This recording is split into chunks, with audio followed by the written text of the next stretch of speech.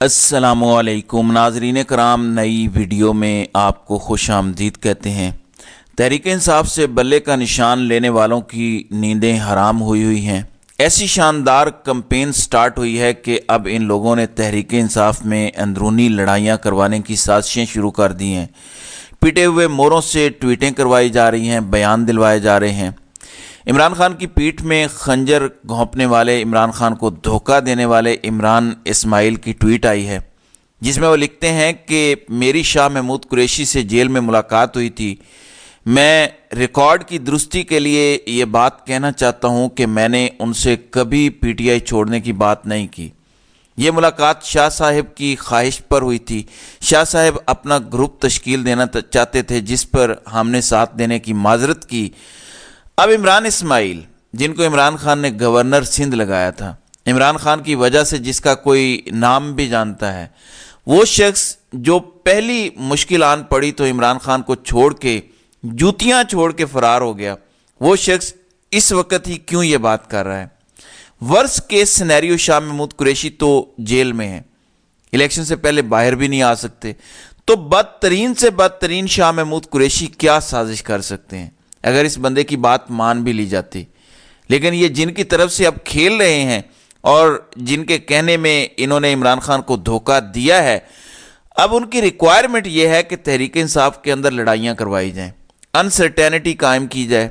लोग जो पहले ही बल्ले के निशान की वजह से कंफ्यूज हैं, अब हर हलके में, बल्कि हर हलके में भी जो नेशनल असम्बली का उम्मीदवार है और उसके पैनल में जो प्रोविंशियल असम्बली का उम्मीदवार है, सबके निशानात मुख्तलिफ हैं। यानी लोग तो कंफ्यूज हैं, पार्टी को भी बड़ी मुश्किल पेश आ रही है। ये तो अलहदा बात है कि लोगों ने वॉलंटियरली इतनी ज़बरदस्त और इतनी जानदार कैंपेन उठा दी है कि लग पता जाएगा इन लोगों को। ये इसीलिए घबराए हुए हैं और अब पार्टी के अंदर इंतशार पैदा करने की तमाम कोशिशें कर रहे हैं। मैं सिर्फ इस बयान पे इतना ही कहूँगा कि जो कहते हैं मैंने शाह महमूद कुरैशी की ख्वाहिश पर जेल में उनसे मुलाकात की, वो अच्छी तरह जानते हैं कि बग़ैर बड़े घर की मंजूरी के ना इमरान खान से कोई मिल सकता है, ना शाह महमूद कुरैशी से कोई मिल सकता है। जिसका मतलब ये है कि अगर इनका दावा दुरुस्त मान भी लिया जाए तो ये मुलाकात बड़े घर की मर्जी से हुई थी। ये कैसे हो सकता है कि जिस शख्स ने इमरान खान की पीठ में खंजर घोंप दिया, इमरान खान को छोड़ दिया, वो शख्स बड़े घर वालों के कहने पर शाह महमूद कुरैशी से मिलता, लेकिन वहाँ इनकार कर देता इमरान खान को धोखा देने से। यानी वहाँ इनकार किया, लेकिन बाद में जाके आप आईपीपी के साथ खड़े हो गए। यानी शाह महमूद कुरैशी का ग्रुप हराम था, लेकिन आईपीपी वाला जो ग्रुप था, जो पार्टी बनाई गई, वो हलाल थी। Doesn't make any sense. Arshad शरीफ शहीद के प्रोग्राम के प्रोड्यूसर अदील राजा ने भी ट्वीट किया है कि आप झूठ बोल रहे हैं और किसी वक्त सब कुछ बता दिया जाएगा कि क्या हुआ था।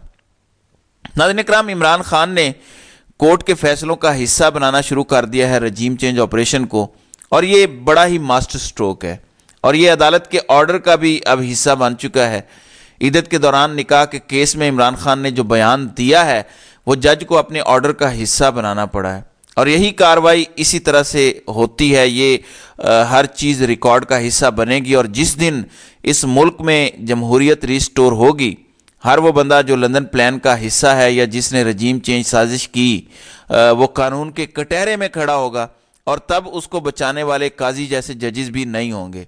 इसके बाद जज सवाल करता है कि क्या आप गिल्टी प्लीट करते हैं या ट्रायल में जाना चाहते हैं?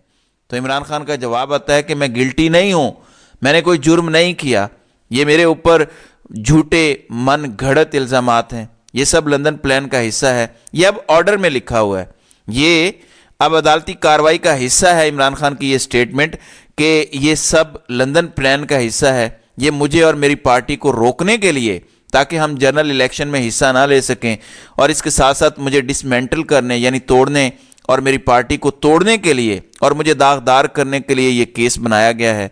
इस केस में जो अप्रूवर बनाया गया, उसको पहले अगवा किया गया, फिर उसको इलीगल कस्टडी में रखा गया, उसको टॉर्चर किया गया और उसे मेरे खिलाफ कंप्लेनेंट बनाया गया, उसका सॉफ्टवेयर अपडेट करने के बाद अब ये ज़बरदस्त एक अदालती ऑर्डर का हिस्सा बन चुका है اور آگے جتنے کیسز ہیں عمران خان ایسے ہی بیانات دیں گے، ایسے ہی جوابات دیں گے، جس کے بعد ہر الزام عدالتی کارروائی کا حصہ بنے گا، فیصلوں کا حصہ بنے گا، اور کل جب جمہوریت ریسٹور ہوگی تو ان چیزوں پر کارروائی ہوگی۔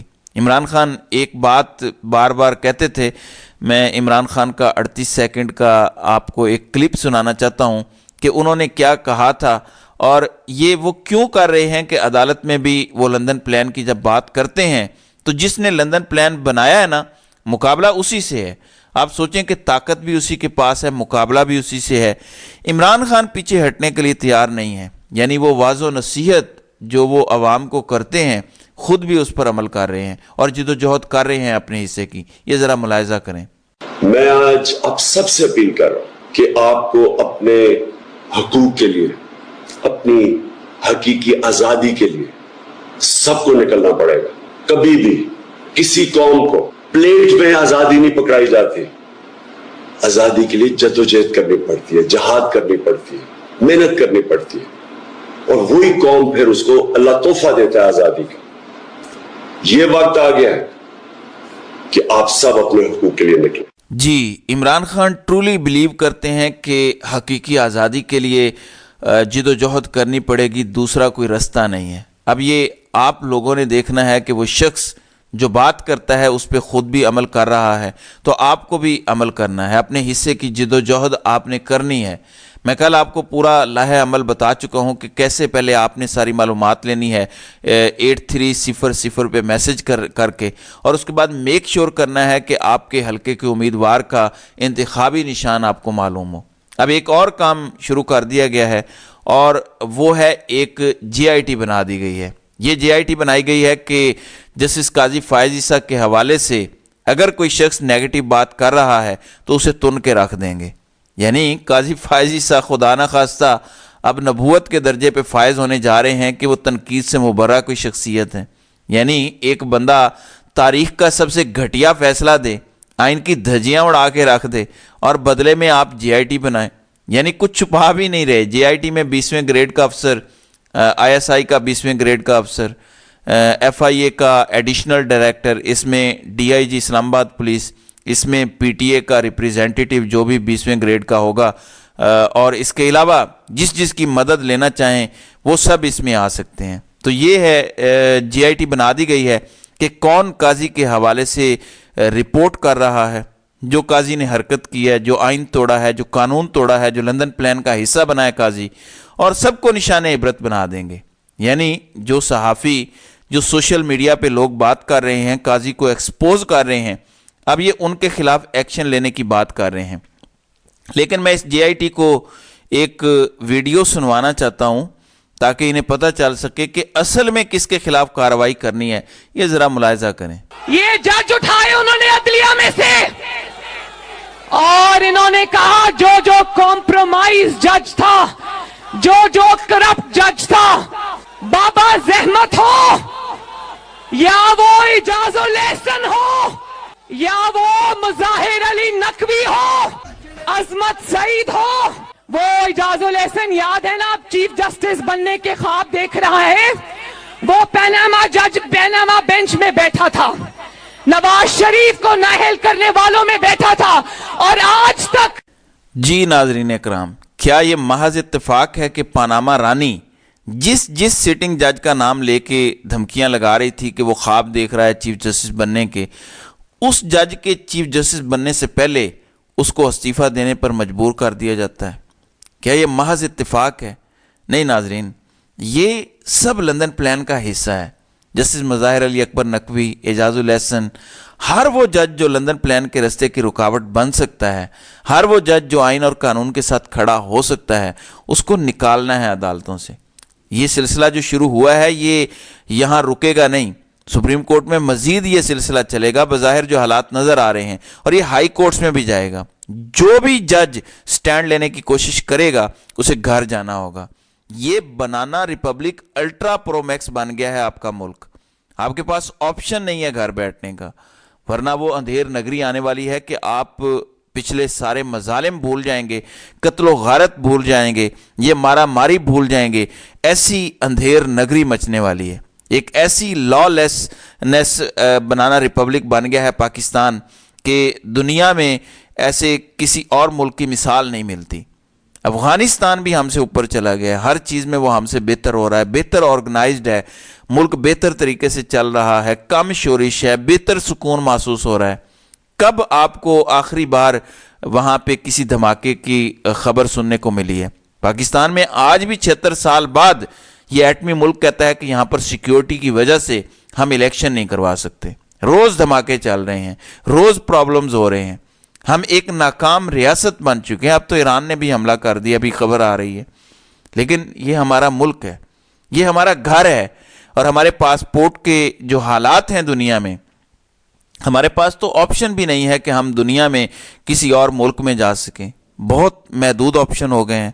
تو جب آپ پھنس جائیں ایک جگہ پر تو آپشن ایک ہی ہوتا ہے، کارنر ٹائیگر پھر پلٹ کے حملہ کرتا ہے، اور پوری قوم اس ٹائم ایک کارنر ٹائیگر کی طرح ہے۔ آپ نے حملہ کرنا ہے اور 8 فروری کو ان کو جیت کے دکھانا ہے۔ آزاد امیدوار بھی جیتیں گے، اور بائی دا وے ان کی سانسیں پھولی ہوئی ہیں، یہ گھبرائے ہوئے ہیں، ان کو یہ لگ رہا ہے کہ آزاد امیدوار بھی اپسیٹ کر سکتے ہیں، اس لیے آپ نے اپنے حصے کا کام لازمی کرنا ہے۔ تو ناظرین کرام، آپ کی اس ویڈیو کے حوالے سے کیا رائے ہے؟ آپ اپنی رائے کا اظہار کامنٹ سیکشن میں ضرور کیجیے گا۔